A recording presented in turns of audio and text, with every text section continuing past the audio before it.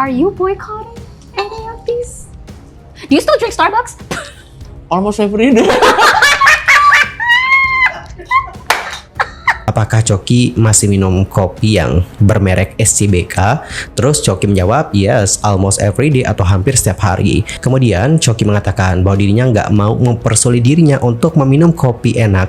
Dan menurutnya dengan nggak meminum kopi itu nggak akan ngubah apa-apa. Nggak akan ngubah apa-apa.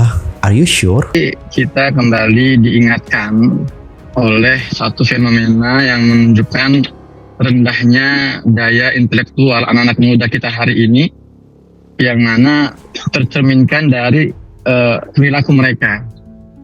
Ketika sensitivitasnya hilang, kemudian dengan tanpa bersalah mentertawakan puluhan ribu nyawa, meskipun yang mereka tertawakan adalah boykot, tapi pada dasarnya mereka sedang mempertawakan puluhan ribu nyawa yang dibantai secara sadis dalam genosida Israel di Gaza. Dan itu mereka tunjukkan dengan rasa bangga tanpa ada penyesalan. Ini untuk si Coki Pardede yang paling open minded, yang masih minum Starbucks ya, yang katanya satu gelas itu tidak memberi efek apa-apa. Orang yang jenius itu ya, orang sedangkan empati itu hanya dimiliki orang yang pintar, yang intelektualnya tinggi, yang IQ-nya tinggi, yang EQ-nya tinggi. Kalau orang yang nggak punya empati itu memang tolol goblok kayak lu. Orang tolol goblok itu nggak mungkin punya empati. Nggak. Semua asumsi itu semua memiliki possibility, kemungkinan. Ada kemungkinan mereka ini memang sengaja eksploitasi ya, untuk menyampaikan agenda-agenda Zionisme di Indonesia. Ada kemungkinan, atau mungkin ini sebuah kebodohan. Tapi ya terlalu sering berulang kalau kita katakan kebodohan. Konten-konten dari Coki Pardede ini selalu kontroversi, dan itu yang saya katakan tadi. Ini sebuah bukti bahwa memang orang semacam yang satu ini tidak memiliki kreativitas, tidak punya pencapaian, tidak ada prestasi untuk ditampilkan, untuk dicontoh, untuk ditunjukkan. Jadi dia selalu mencari hal-hal yang kontroversi. Buntu tindak aksi boikot Israel untuk Palestina, Coki Pardede dan Indah G panen hujatan netizen, katakan kalau sehat gak bakal. Dua orang selebriti yakni Coki Pardede dan Indah G mengatakan banyak hujatan netizen usai dituding menghina aksi boikot Israel di tengah genosida terhadap Palestina. Di sebuah podcast, Indah G bertanya kepada Coki Pardede tentang produk minuman kopi yang saat ini ia sedang diboikot karena disebut berafiliasi dengan Israel. Indah G bertanya kepada Coki Pardede apakah dia masih meminum kopi yang sedang diboikot tersebut.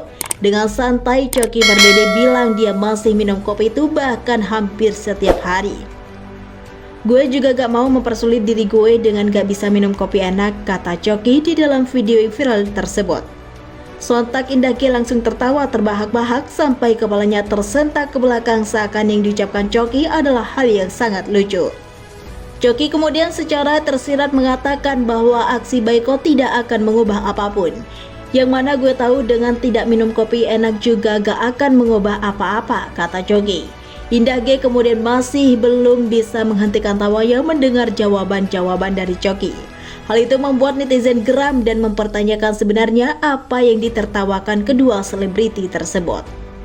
Sebab pastinya tidak ada yang terlampau lucu dari tidak minum kopi dari produk yang sedang diboikot. Menanggapi hal ini, pegiat media sosial Mustafa Nahrawardaya menilai tema podcast kedua orang tersebut pasti sudah direncanakan. Mustafa juga menyoroti bahwa berdasarkan rekam jejak Coki Pardede, komika tersebut sering membuat konten menghina agama. Ini emang saudara Coki dan kawan-kawan itu passionnya pada mengolok-olok agama, kata Mustafa dalam program Apa Kabar Indonesia Pagi TV One, Minggu 28 Juli 2024. Ia mengatakan pada tahun 2018 Coki dan teman-temannya bahkan membuat konten masak daging babi dicampur kurma. Kini ia kembali viral karena komentarnya saat aksi boikot produk yang berafiliasi dengan Israel.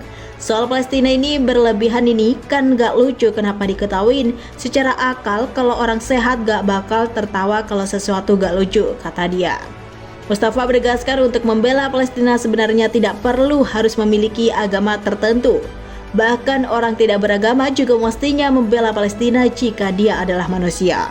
Untuk membela Palestina gak harus beragama, gak apa-apa. Yang penting dia manusia. Sisi kemanusiaan besar, kalau dia manusia pasti akan nangis melihat pembantaian maupun genosida di Palestina di Gaza, ujar Mustafa.